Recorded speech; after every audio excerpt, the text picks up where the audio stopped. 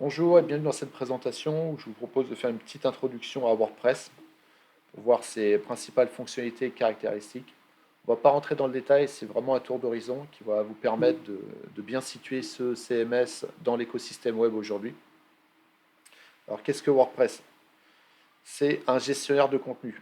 Alors un gestionnaire de contenu, c'est une solution qui vous permet de créer et d'administrer des sites internet sans rentrer dans le code.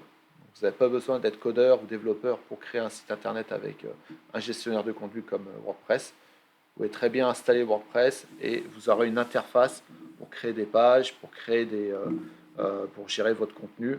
Cela sans rentrer une seule ligne de code.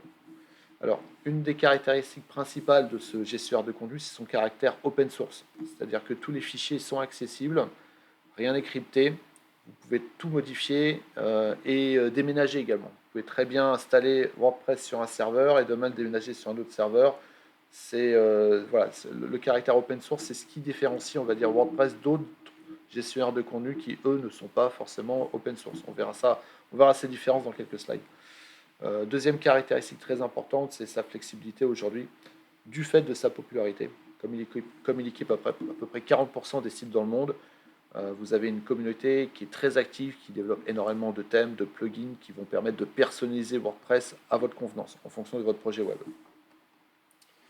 Alors, WordPress, il a été lancé il y a plus de 20 ans par un développeur américain, Matt Mullenweg, et un développeur britannique, Mike Little. À l'origine, c'était un CMS qui était créé pour administrer des blogs. Donc, il a beaucoup évolué depuis, puisqu'aujourd'hui, il permet toujours, bien sûr, de créer des blogs, également des sites vitrines, des boutiques en ligne avec le plugin WooCommerce qui est excessivement populaire aujourd'hui. On en reparlera un peu plus tard, enfin dans d'autres vidéos. Et également tout type de projets web, comme par exemple des sites communautaires, des sites éducatifs, ça peut être des sites aussi du gouvernement qui utilisent WordPress. Enfin, vous avez tout type de projets web qui peuvent faire appel à WordPress en base pour construire et gérer leur contenu. Aujourd'hui, donc ça c'est un chiffre vraiment important, 40% des sites réalisés à travers le monde sont créés à partir de WordPress.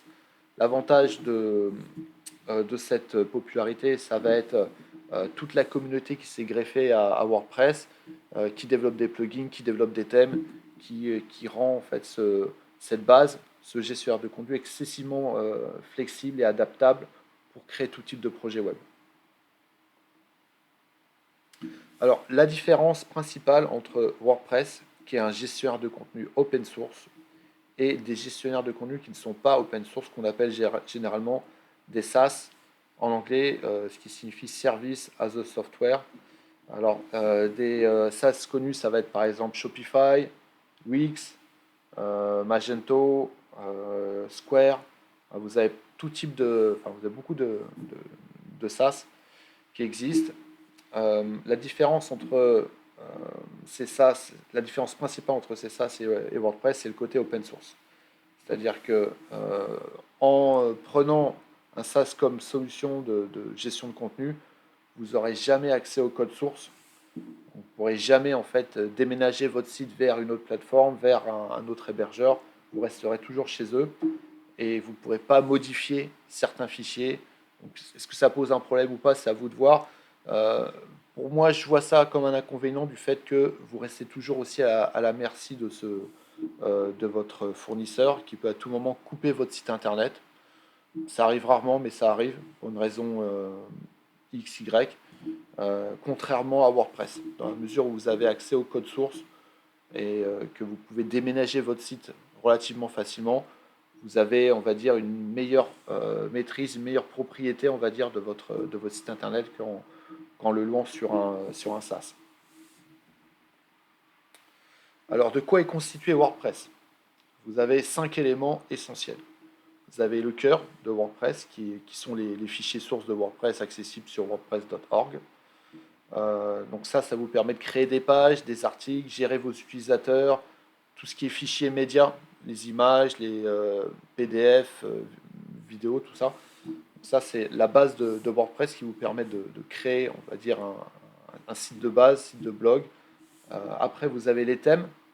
Les thèmes vous avez plein de thèmes qui sont disponibles directement depuis WordPress. Je vous montrerai ça après avec quelques exemples. qui permettent de personnaliser l'apparence du site. Donc si vous avez par exemple un site je sais pas, de réservation d'hôtel ou vente de voiture, vous avez des thèmes dédiés en fait à ce type d'activité. Vous avez aussi des thèmes qui sont dédiés au e-commerce avec le plugin WooCommerce. Vous avez des thèmes qui sont vraiment axés à la vente en ligne. Après, vous avez les plugins pour ajouter des fonctionnalités très très spécifiques. Vous avez des plugins de référencement. Vous avez voilà, des plugins de e-commerce, WooCommerce étant le plus connu. Je vous montrerai quelques exemples après. Vous avez des widgets et menus. Et enfin, vous avez l'hébergement, où est hébergé votre site WordPress. Alors, de quoi vous avez besoin pour installer WordPress? Vous avez besoin d'un nom de domaine que vous pouvez prendre chez... vous avez plein de registrars aujourd'hui qui vous permettent d'enregistrer un nom de domaine comme OVH, GoDaddy, Gandhi, Chipname. Vous avez plein de solutions pour enregistrer un nom de domaine. Il vous faut après un plan d'hébergement. Donc parfois, le fournisseur qui propose l'enregistrement du domaine propose également l'hébergement. Mais vous pouvez très bien prendre un nom de domaine chez, par exemple, OVH et l'hébergement chez un autre fournisseur, par exemple Planet Hoster ou Stinger. Vous avez également besoin d'une base de données qui est en général toujours fournie avec le plan d'hébergement de votre hébergeur. Et la dernière version de WordPress que vous pouvez télécharger sur le lien qui figure sur le slide. Alors, ce qu'il faut savoir aujourd'hui, c'est que vous avez énormément d'hébergeurs qui vous proposent d'installer WordPress en un clic. Donc, si vous prenez un plan d'hébergement, par exemple, chez Planet Hoster, vous avez des solutions pour installer WordPress en un clic, où tout va se faire automatiquement, le téléchargement de WordPress, création de base de données, création du plan d'hébergement, tout ça, c'est automatique. Voilà. Alors, ce qu'on peut dire sur WordPress, et là, je vais après vous montrer quelques exemples, c'est que c'est une plateforme qui est extrêmement puissante et flexible pour créer voilà, votre site internet ou votre projet web.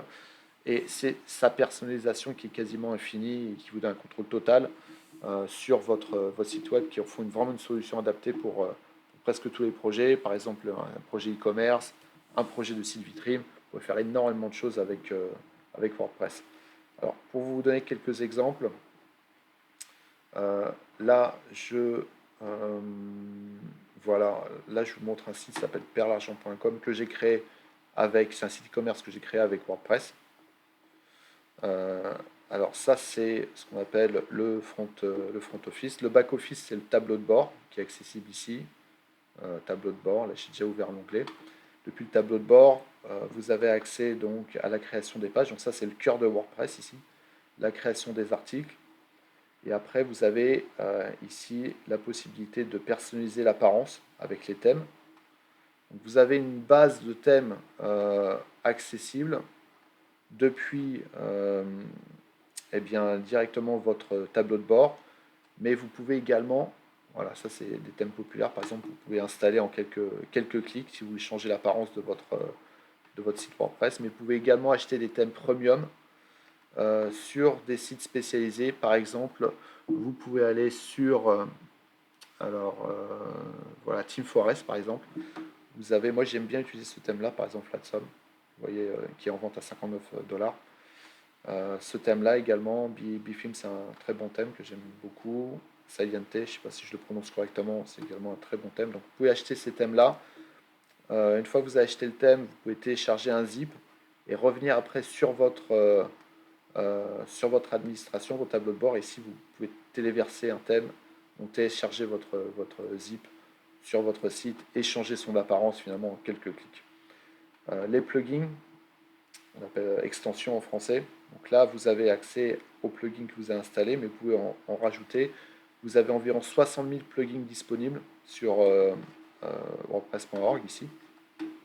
Donc là, vous pouvez vous pouvez les chercher en fonction de ce que vous souhaitez faire. Vous avez des plugins de SEO. Si par exemple, là, je vais faire SEO, si je veux rajouter un plugin de SEO, et là, vous allez avoir accès à toute la base de données. Yoast, par exemple, c'est un plugin de SEO que vous pouvez installer et configurer. Vous pouvez en faire plus d'un, maximum un plugin de SEO, sinon ça risque de poser pas mal de problèmes. Voilà, ça c'était pour les extensions. Un peu plus tôt, on parlait des widgets. Les widgets, ça va être, par exemple, là, voilà, je vais cliquer ici sur cette catégorie. Ça, tout ce que vous voyez dans la colonne de gauche, ça c'est des widgets. En fait, c'est on va dire des petits modules qui vont vous permettre de faire plein de choses, par exemple de ranger vos articles, les trier par taille, par caractéristique, par tarif également. Ça c'est des widgets. Et puis enfin, vous avez ici les menus que vous pouvez aussi personnaliser. Donc voilà pour les caractéristiques essentielles de WordPress. Qu'est-ce qui constitue WordPress? Je vais vous montrer quelques sites qui ont été créés avec WordPress. Vous avez par exemple Walt Disney Company ici, le site de Katy Perry. C'est vraiment, vous avez, dans le mesure, vous avez plus de 40% des sites dans le monde qui ont été créés avec WordPress. C'est vraiment quelques exemples de différents marchés, différentes industries. Le site de Sony Music également. Alors si vous voulez savoir si un site ou un autre a été créé avec WordPress, vous pouvez faire un clic droit sur le site. Et là, vous cliquez sur, vous faites afficher code source de la page. Vous pouvez faire après rechercher WordPress. Et hop, si vous avez WordPress dans le contenu, dans le code source, c'est que ce site a été réalisé en utilisant le gestionnaire de contenu WordPress. Voilà ce que je pouvais dire. Après, si je dois vous présenter quelques solutions d'hébergement, vous avez par exemple Hostinger, donc ça c'est un hébergeur. Donc ça c'était Planet Hoster, pardon. Hostinger aussi, voilà, Hostinger ça c'est des hébergeurs. OVH par exemple pour enregistrer un nom de domaine. Et vous avez ici wordpress.org pour obtenir WordPress directement. Voilà pour cette petite présentation de WordPress. J'espère que cela vous a intéressé et que vous avez une meilleure vision de ce qu'est WordPress et sa place dans l'écosystème d'aujourd'hui. Merci, à bientôt.